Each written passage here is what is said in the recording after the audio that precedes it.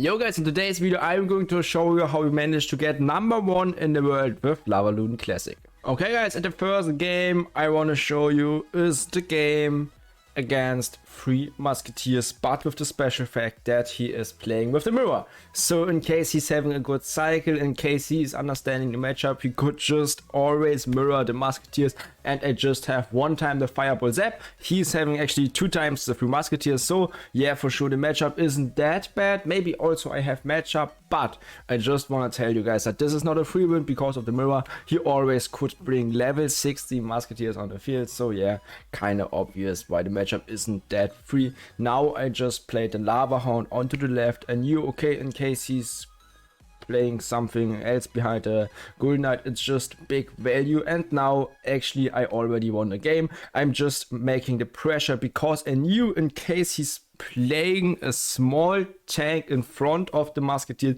this is what I want to get, because actually in case he's playing something else on the field, the mirror is actually, or the musketeers are not in the mirror anymore, so he can't mirror them anymore. So you can see that I was right, that he has to just chill, that I'm actually able to take his tower down nearly instantly. Now his 3 musketeers are coming, so it's just time for the fireball. I don't really need to play the zap because I also just killed nearly all of the musketeers, so I just wanted to keep my elixir in case something else is coming. So now it's just time for a deep tombstone, I guess, or for high tombstone, exactly, so he can't get in on the left onto the right with his lead barbarians. And now it's just time for the next lava hound. He can't pressure me because of the tombstone. Now he can get in same lane, but I think it's kind of clear that opponent doesn't want to get in same lane with the royal ghost, because now I just get kind of 3 skelly drakes behind my lava hound, and now you can see the 3 musketeers. Unfortunately I'm not having the elixir yet to kill all of these troops, but it's okay. Now it's time for the fireball, now it's time for the zap. I knew okay, in case something else is I knew okay, his mirror 3 musketeers are coming in, but still we shouldn't forget that we are in a 2 tower lead. So for sure right now he is in a big elixir lead, in a big troop lead. I mean, he's having level 16 musketeers on the field, but I just have to survive 30 more seconds. So I also think that it's kind of clear that I'm not trying to defend my right tower. I'm just taking the L. I'm just accepting, okay, my right tower is getting down. As long as my king tower is not getting down, it's all good. Also just supporting with a tombstone. And I mean, we both know how should he take my tower down in just 10 seconds more. His elite barbarians are a good try. I'm just getting down with my mega minion because I also just were worried just a little bit, to be honest, the time wasn't enough. I was just worried that my left tower might get down,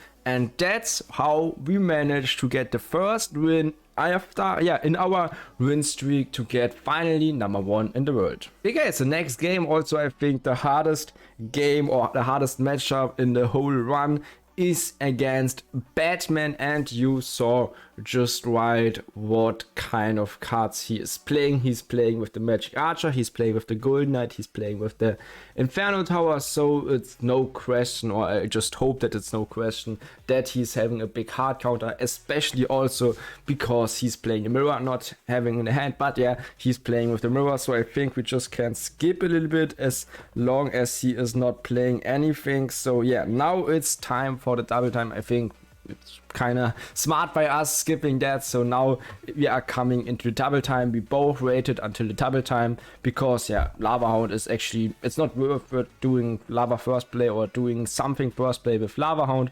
Now it's just time for the tombstone. I was worried about a little bit about the magic archer, which might come onto the bridge. Now I'm playing the lava hound, and I have the big pleasure that I just can support my lava hound with the skelly drakes. The skelly drakes are also taking care of the drill, so this is kind of free drill defense, just getting in with the balloon, just making the pressure I want to get. It's time for the zap. His Inferno Tower is out of the mirror because he just played a Skami. Now I was just thinking, okay, what kind of card might come? I was trying to instantly fireball the Magic Archer. I didn't take care of is my fireball taking onto the tower, because this was the most important fact, that the fireball is coming fast. So that's actually a cool game in my opinion. He totally overextended with his one drill he just played into my Lava Hound push, but I don't care.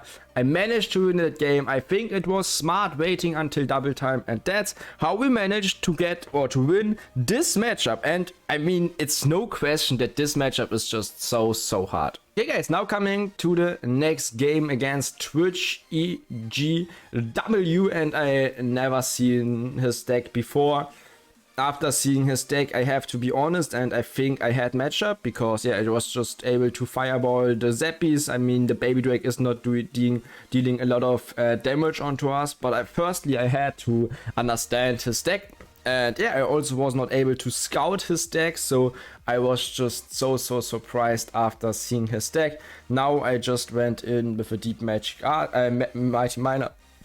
I knew, okay, he could just get in, for example, with a Nado, then he's getting the activation, but also we shouldn't forget that he is just getting that he's just overextending in my book. Now he did a insanely good Giant Skelly clone combination, but in my opinion still not that good. But yeah, to be fair, we are same elixir. He's having a 1400 damage lead, but I also can't say what I did wrong. Now it's time for the Lava Hound. The skeleton barrel was a little bit of unlucky for my side, so I have to zap that, and I still didn't understood his deck. And I think you might agree with me, but it's so important understanding the opponent's deck, and in case you are not understanding that, it's just a big problem for your side. So now it's time for Tombstone, which is kiting the giant skeleton as good as possible. Now it's also time for a Mega Minion. I just wanted to play the Mega Minion as soon as the boys are onto my tower, or as soon as one Zappy is at least onto my tower. Now it's time for the fireball. Giant skeleton is not connecting onto my tower. I just managed to take his tower down. I'm also just nearly able to take the right tower down by just sending the Mighty Miner off. I'm just zapping it right now, and this is just insane. His Zappy were out of the cycle. He didn't have enough elixir for the Nado, so the game was just, yeah, it was just so cool that the Mighty Miner is just the MVP in this matchup. But I also think that he overextended a little bit in the offense, so he didn't have enough elixir for the Zappy, so this is no question. Now I'm getting in with the Drakes, defending the Zappies, because I still wanna have my both towers alive, and for sure double time is much more worse than the normal time for us, but it's still okay, and I think we should be pretty bad in case we are not able to defend the next 20 seconds our both towers. So now it's just time for a Mega Minion onto the right, and I'm just trying to defend a little bit the right, the left. Now I'm just sending off the cannon cut, so I'm not losing one tower at least. So yeah, after seeing the matchup now in total, I have to say, yeah, I had matchup. I just were able to play fireball the Zappies, but in the game it's just so hard after seeing a giant skeleton clone push onto your tower. But this just doesn't matter. We managed to win. I think we managed to get around about 28 trophies in this matchup, and now we are getting into the game against Paddle. Okay guys, now getting into the game against Paddle, and I have to agree, this is just a kind of weird matchup. And yeah, you are right, you could say, okay Carl, he's just having a Magic Archer, he's having just the Princess against your side, but I also just have two ground troops against the Bandit, against Ghost, against Recruits, against Drill, and against the Elite Barbarians. So we both are countering each other a little bit at least. Now his Zappies, or I mean his drill was a little bit of unfortunate, because I just didn't have Drakes. I had to waste the Zap for 2 elixir because I didn't have Drakes in the hand. Now I'm just waiting, okay, what is he going to do? and I just saw the recruits. I just saw 4 recruits are getting onto the right, and in my opinion, in my book, it's worth it just defending these 4 shields by just 1 elixir. So now it's also time for a mega minion in the deep. So yeah, we are able to defend that. I was thinking about, okay, should I zap that, but I just knew, okay, zap wouldn't been worth it. Wall breakers are connecting, so it doesn't matter if I'm zapping. Now I'm just getting in with the Mighty Miner because I just wanted the damage just immediately. Now Mighty Miner is getting in. Now also just my Fireball is getting in against the Mighty Miner. I'm just thinking, okay, should I send the Mighty Miner off? But I think it was the best play not sending the Mighty Miner off, because this is something actually everyone is expecting. Now it's time for the balloon, and unfortunately he was playing with the Magic Archer. I still didn't knew in this specific situation. I didn't knew, is he playing with the Magic Archer? Is he playing with the Firecracker? I expected the Firecracker. He was playing with the Magic Archer, so I think if I would have played against the Firecracker, the tower would have been down. Now I'm just zapping the tower, and the situation is bad. Yeah, the situation is bad. I mean, my tower is at 400, his tower is at 2000 damage, so not the best situation, to be fair, but also just because he's having so many ground troops against me. So now it's time for the Lava Hound onto the left, because as I said, he's just having 2 ground troops again. Two air counters. So I just knew, okay, he can't have anything. Next tombstone is coming in, and you can see how much I'm trying to keep my tower alive, because my tower is just so important, to be fair. So now my tower is getting down. I just didn't have a tombstone, I didn't have a Mighty Miner in the hand, so I was not able to defend that flawlessly. Next tombstone is coming in against wall breakers. Unfortunately, Magic Archer is killing all of my troops, and now you can see that the Magic Archer is just chipping my tower down more and more, and this is just so painful, guys. This is just so painful, but luckily, because of the offensive Fireball, I managed to win it. I just didn't understood how the how the Magic Archer did at the end round about 1000 damage onto my King Tower, but doesn't care, we won the game. Okay guys, and now coming to the final game against Yahoo.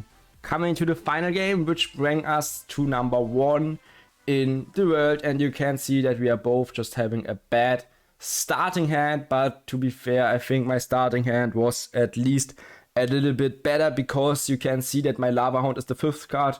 He's not having a Lava Hound as the 5th card, so it's just key, when is your Lava Hound on the hand. So you just need the Lava Hound onto the hand. So I played my Tombstone out of the hand. Now I have my Lava Hound in the hand, but he doesn't. So now he's just playing his balloon. Kinda unlucky for my side that he's playing the balloon instantly in that second, so I can't defend that, but doesn't care. Now I have my Mega Minion in the hand. Playing the Mega Minion behind the Lava Hound is just a good play, taking this push down. He's playing his Magic Archer, and yeah, to be fair, Magic Archer or the Magic Archer ability is just a smart move if you want to defend the Lava Pup. So good Mighty Miner by him, but we are at least in a small damage lead, also in a big elixir lead, but this elixir lead just is not helping us, because yeah, you're right, because I'm not having a Lava Hound in the hand. So he's having a Lava Hound in the hand, I'm not, so it doesn't help us that much. Now it's time for the Lava Hound onto the right, and I'm trying to get a tower trade. The good thing is, in case we are getting a tower trade, his second tower is at 3600, my tower is at 3700, but to be fair, in a beatdown matchup, 100 damage is not that important. So now it's time for my Mega Minion, and I just knew, okay, in case I'm zapping that, I'm not getting a next hit, but I also I'm not sure if the zap was needed. Doesn't matter. Now it's time for my Mighty Miner. Unfortunately, the Mighty Miner was not that good, so I lost my tower. After watching this replay, I just noticed that my Mighty Miner wasn't perfectly, so I could have played the Mighty Miner a little bit better. So also just rewatching all of the games just is helping me getting a better player, because I never would say from myself that I'm a perfect player, so I always need to improve. His Mighty Miner also, for example, was just killing me off, and I'm not a perfect player, and I'm always just seeing it after rewatching all of these games. So now I was getting in with the Skelly Drakes, I was just getting in also with a defensive fireball, because a zap wouldn't been enough, because one tower was focusing onto the mega minion, and now we are in a bad situation. I also just nearly accepted the L already. So now it's time for the high mega minion, it's time for the high, I think for the high Skelly Drakes, it's time for, I think, a defensive Mighty Miner to kill all of his troops, or isn't it time? Yeah, it's time for a Mighty Miner. Now sending them off, and this is, in my opinion, the key play how we won the game. We sent the balloon behind our bridge, so his mega minion was just a fail.